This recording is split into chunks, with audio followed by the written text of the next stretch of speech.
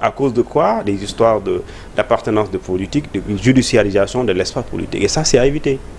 Maintenant, on verra les jours à venir. Pape Amadou balaa maa ñëw ci yow Bachir Fofana mu mel ni l'affaire Farba Ngom Farba finalement dafa mel ni mi ngi ci benn terrain bu glissant.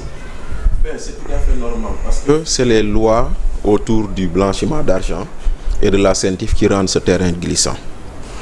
Defe naa il y a une loi de 2004 bu ma juumul qui crée la CENTIF. Exactement. Cette loi de 2004 dafa ne en son article 29 quand la CENTIF dépose un rapport contre une personne non loi boobu d'abord dafa am leen lu mu njëkk a wax et c'est important de le dire. fàttali ñu ko lu ñu tuddee DOS. DOS mooy déclaration d'opération suspecte dañu ne yow yaa Moussa. boo demee ci sa notaire jënd kër ñu ne la fayal nga indi liquide laa wax le notaire est obligé de signaler ça à la CENTIF. ñu ne la yow yaa Moussa.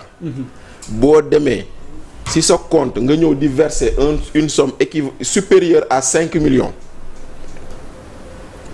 la banque a l'obligation d'informer la CENTIF. Est-ce que yaa ngi dégg loolu lañ tuddee DOS déclaration d'opération suspecte kon ñun ñii ñëpp nag képp koo xam ne jot nga 5 millions ci sa compte. xamal li nga yëg ko ak nga ñàkk ko yëg CENTIF yëg na ko. képp ku mu munti doon CENTIF yëg na ko maintenant nag bu ko CENTIF yëgee danaan est-ce que Pape Amadou lu mu jot am na ay éléments yu wane ni war na ko jot genre sa banquier ne la waaw monsieur Mbaye yow xaalis bi fu mu jógee nga ne j'ai fait une prestation mu ne la ana contrat bi nga ne ko contrat baa ngi nii mu jël dossier bi teg mu ne la ah monsieur Mbaye ana j'ai fait une prestation nga ne ana contrat bi mu ne la xaaral mu déclencher le mécanisme de signalement CENTIF xool Pape Amadou Mbaye ci lu mu nekk lu muy def lu tax mu jot 5 millions yooyu voilà comment ça se passe et ça c'est une loi de 2004 qui existe au Sénégal et cette loi est l'émanation de la CEDEAO à travers le GIABA bañ nañ ko ba loi boobu noonu c'est un règlement xam nga lan mooy règlement mooy loo xam ne ca instance internationale bi nga bokk fa la jógee. règlement communautaire. te bu ñëwee doo ci soppi virgule tu appliques tu transposes directement loolu moo wutale règlement ak directive. Tout à fait. directive bu ñëwee yow mën nga ko adapter alors que règlement c'est d'application directe règlement boobu moo ne képp koo xam ne tu fais l'objet d'une déclaration d'opération suspecte d'une DOS bu ñu defee rapport ci yow le rapport est transmis au procureur et le procureur a 2 obligations yoo xam ne c'est la loi qui le contraint à le faire. Premièrement, ouvrir une information judiciaire c'est-à-dire que sunu droit Sénégal dafa ne le procureur est le maître de l'opportunité des poursuites procureur moo war a toog saytu naan Bachir Fofana est-ce que war naa ko topp wala waruma ko topp. Par contre ce droit là cette loi là dafa ne procureur yow sa possibilité sa faculté de réfléchir amatoo ko quand le dossier arrive place la personne sous mandat de dépôt après avoir ouvert une information judiciaire automatiquement. Kon tey jii Farba levée immunité bu jàllee convocation am mandat de dépôt obligatoire la moom xam na ko ay nitam xam nañ loolu parce que loi bi moo ni bindoo donc sur ce point il y a pas de souci. Maintenant lu Pape Demba wax aussi dafa am solo nee na la CENTIF a sorti le rapport 2023 en visant des infractions. Oui. Et la question à se poser pourquoi le procureur qui était là quand il a reçu ses déclarations il ne s'est pas bougé. C'est une interrogation parce que loi moo la ne bu ñëwee bul taxaw bu ñëwee bul maanaam. Tu n'as pas de marge de manœuvre. Merci, t'as pas de marge de manœuvre. Ne réfléchis pas. Le dossier arrive, l'ouverture d'une information judiciaire. Le dossier arrive. bu ma juumul am na ku fi waxoon ne yaa de ces dossiers maa ci teg sama coono. Non waaw d'accord mais maintenant boobu noonu. Est-ce que dossier bii dañ koy jébbal président pour mu teg ci concam.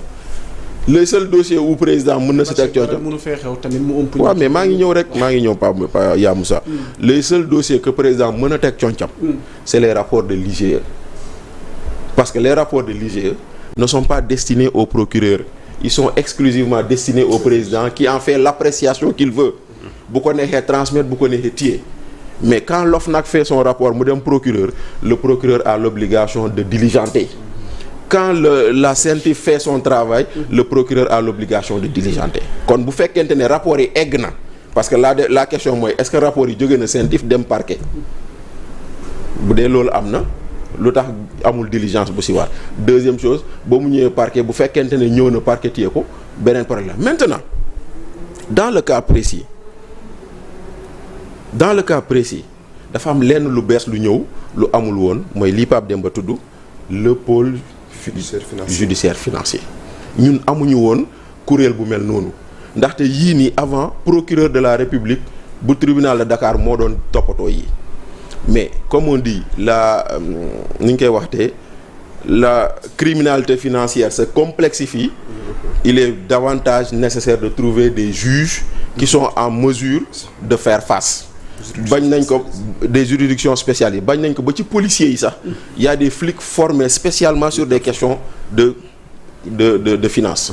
Ndaxte tey bu dee ñun ñaar policiers lañ te yow nga am des notions de comptabilité yaa may gën a mën am aptitude pour enquête sur des cas comme ça que ku ko amul.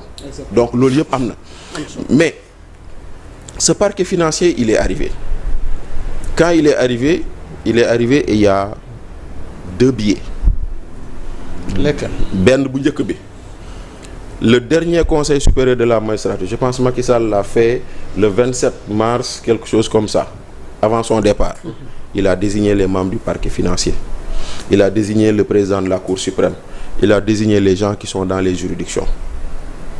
Président Diomaye daa ñëw annuler décision Macky Sall boobu fii la ñu fekk. Mais sauf que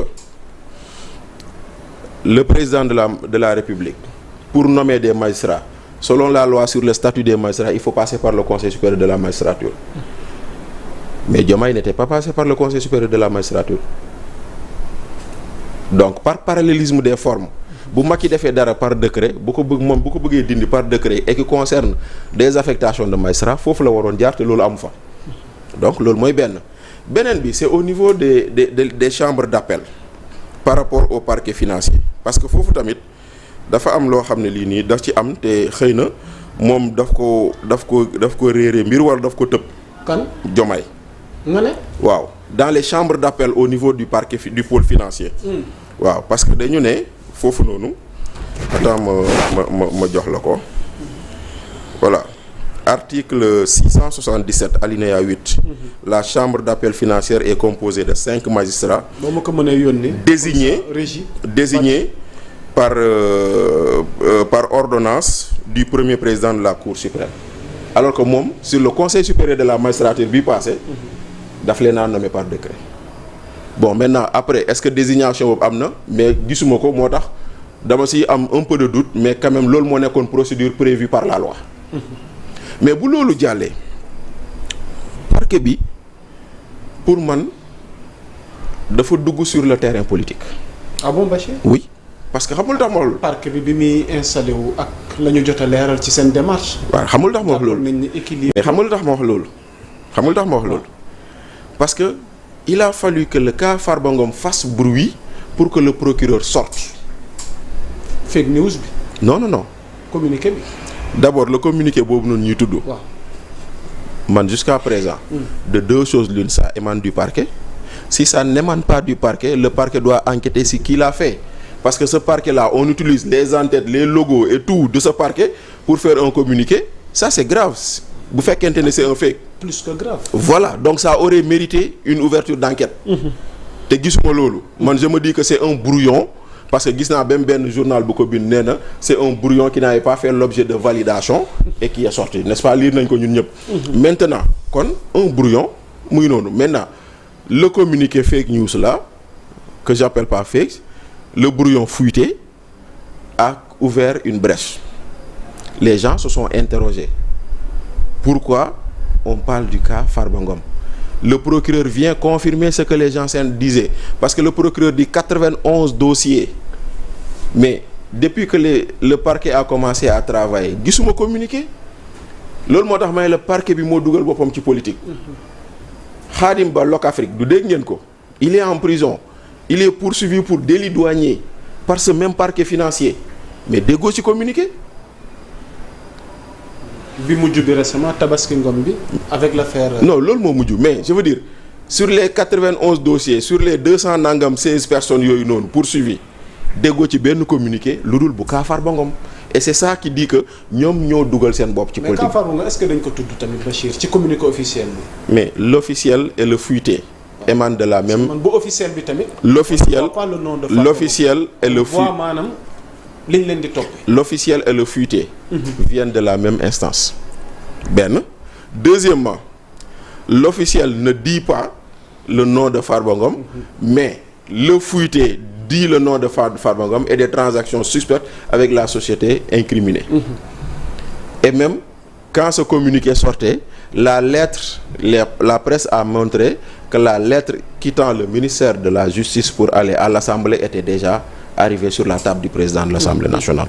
Donc quelque part moi je dis aujourd'hui nous avions besoin d'une structure comme le parquet financier mais attention à ne pas en faire une CREI bis parce que CREI lu mel ni moo plombé son envol dès le départ à cause de communication malheureuse de malencontreuse.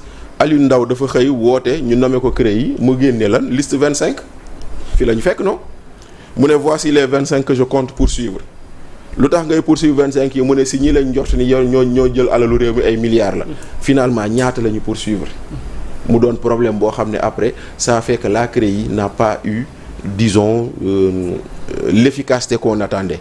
Donc dès qu'on se lève aujourd'hui yow commencé nga liggéey après installation en août di jàpp ay nit di topp ay nit kenn déggu la mais quand on a vu que ça concerne un politique nga génn wax yow yaa dugal sa bopp ci politique loolu bu amul woon personne n'a rien à dire personne n'a rien à dire parce que bu dul woon loolu noonu moom parquet financier comme nu mu ko doon defee mu ngi ko ne def liggéeyam te kenn xamu ko ndaxte man aujourd'hui nee naa la Khadim Ba mën a tudd keneen moi je connais des dossiers qui concernent même des étrangers des dossiers qui concernent les gens sur des situations de fraude douane yeneen ak yeneen yu dul jeex mais pourquoi bii le procureur di ci wax loolu mooy moom moo ci dugal boppam.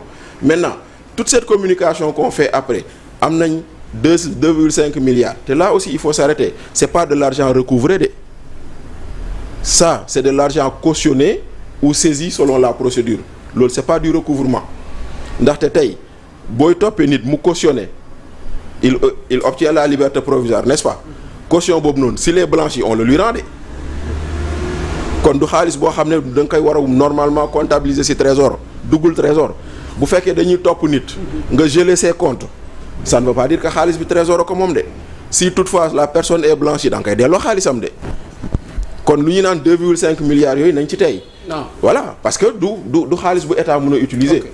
Maintenant ci loolu yu bu jàllee lu ci des.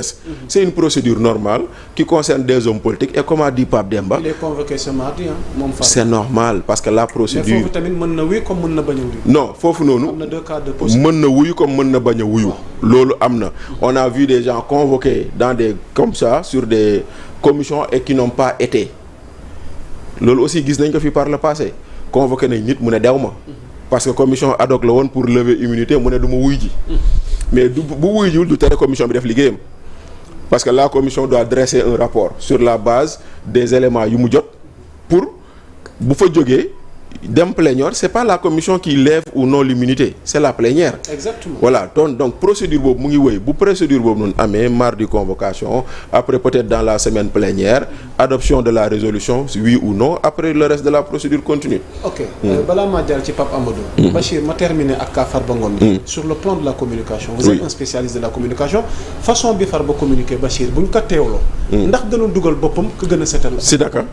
c'est naka noonu parce que man j'ai vu un extrait où on dit def naa njaaxum mais cet extrait là il a été mal coupé. Ouais, voilà ça il faut également le dire parce que il dit. il n'a pas avoué il n'a pas avoué.